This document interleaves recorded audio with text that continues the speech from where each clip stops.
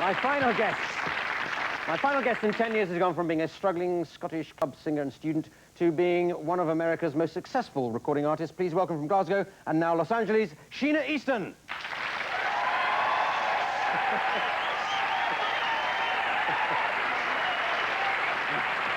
Sheena, very good. Good to see you. Excellent. Right. Now, well, I'm glad we've enticed you back here. You don't often appear back over in Britain, do you? No, I don't. Yeah. So people remember. So people remember you from you got your big break on the Big Time, or the Big Time on the Big Break, whichever it was. Yeah. And do you thinking back to that? Do you think that's the without that you'd never have had your career, or would you've got it anyway? Do you think? I think that without that, I hopefully would have made it because I was kind of determined. But I know that the Big Time propelled me much sooner. Yeah. But I was the kind of person that always auditioned for things, you know? I was at drama school and I auditioned for Annie, actually, was the first thing I auditioned for. Yeah. I saw in the papers that they were looking for an Annie for a touring production. And they wanted somebody who was 5'1" and, you know, 10 years old. And I was about 17 or 18 at the time, and I was kind of well-built, you know, but I thought I had arthritis. Well, your hands had developed early, had they? That's not medical complaint. Yes. Arthritis thing. And, but I thought, oh, what the hell, I'll go anyway. And so I got down to the final 8. I did okay. Yeah. So I thought, well, if I can get through that kind of thing, I'll audition for anything. From then on, you went reasonably rapidly up the charts and then across to America. I did, yeah. And do you like it there, or is... I do. Obviously, I live there. You can tell by the weird accent, you know. It's Glasgow going on sort of San Francisco with a bit of... It's kind of strange. It's got a... People tell me I sound Texan at times, too, and I don't know where it comes from. It's kind of awful, actually.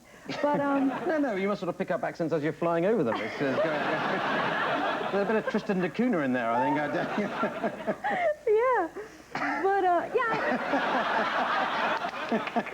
don't know who that is, but I'm trying to look intelligent anyway. Yeah, I do like it. Go all Glasgow, I mean, headbutt me. But that's right. I think it would be really kind of phony if I started to do a Scottish accent all of a sudden. Well, now, you're often mentioned in the papers as like the sort of 30th richest woman in the world, just behind the Queen or something, or just ahead of Queen. But, I mean, it's 38 million pounds you're supposed to earn. That's what the most recent figure that I've heard. This is based on pure garbage. Yes. What, is that a sideline or what? Is that...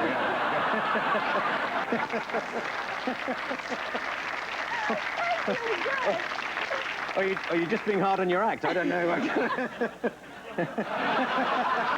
I'm not. But I mean, is this? Are they just guessing, or is it based? Are they within a ballpark figure there? That's the best I've heard of that. No, this truly came from, I guess, it was a slow day, you know, in one of the tabloid newspapers, and they'd written too many stories about who they thought I was sleeping with, so he said, I know, let's do a millionaire thing. Yes. And, you know, I'm not denying it. I've made a good lot of money, but this is just outrageous. Yeah. It's a really outrageous sum, and the thing that worries me is, how am I going to lose this fortune, you know? I mean, is there going to be some kind of scandalous story about, you know, she got one Chippendale dancer a night to perform and blew all her money, or put it all in the slot machines at Vegas? Because if they can make the story up, then obviously, sooner or later, if I don't have that money, then they're going to have to make a story about how it goes away. Well, the backup part of the story is that you've invested well in property. Oh, I know. Now, anybody that's got half a brain, I think that includes you, I'm not sure.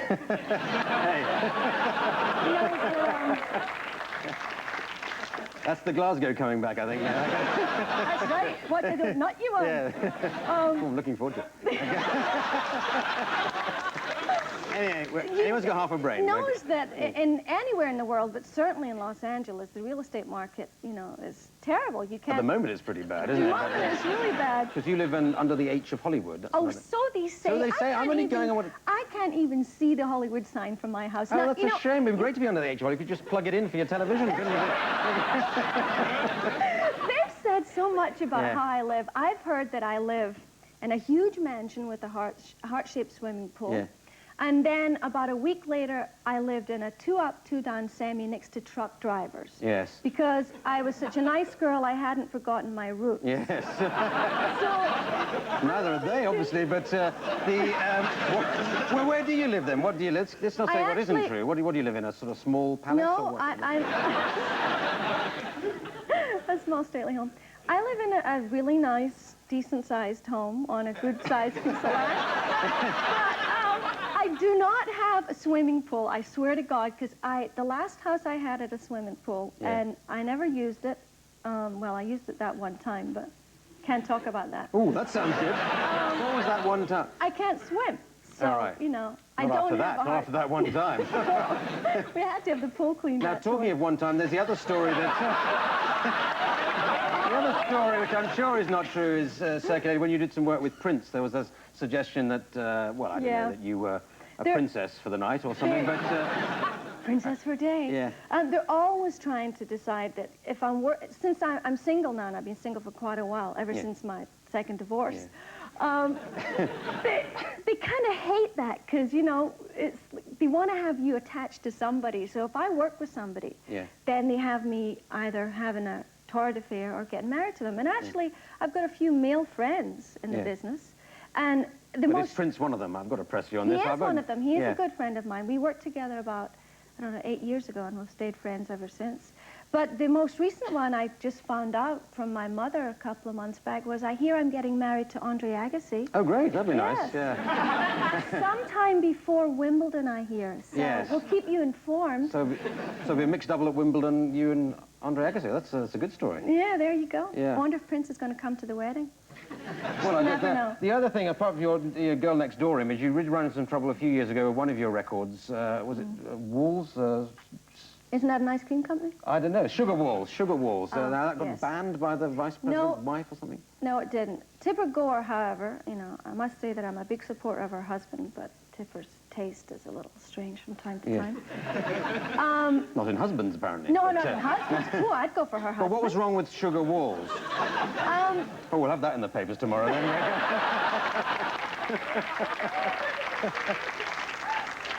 After having worked her way through music and sport, she's now gone into politics, right? Yeah. Downhill, isn't it? It was one of those... Like those houses. Yeah. Now, it's one of those things where she was in this group that wanted to kind of legislate the controlling of song lyrics, like a censorship thing. And so my song was one of the songs that was cited as being terribly bad for teenagers to listen to. It could corrupt them. But was it a sensitive thing, or she just not like your music? I mean, what was the... I think she knows I fancy her husband. And the other thing you've done, which fits into the California lifestyle, you got your workout video? Have you got? Yes, I've been genuinely a fitness person ever since I collapsed with my first ulcer. Right. Was this while you were doing your video, or was this, you know...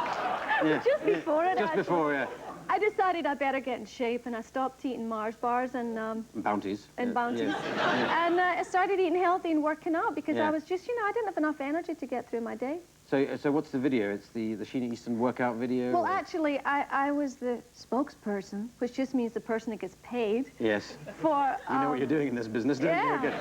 For a chain of health spas in the States. Right. And then I brought out my own...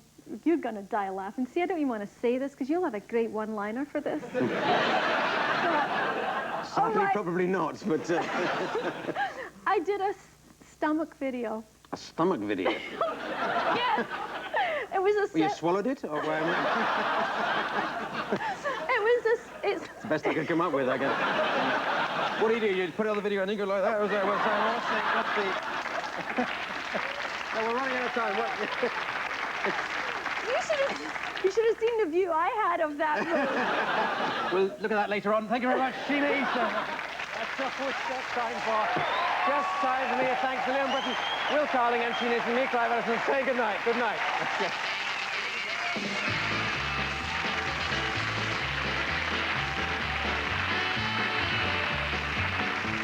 And doing the talking next on 4 is Lenny Henry in a one-man show from Birmingham.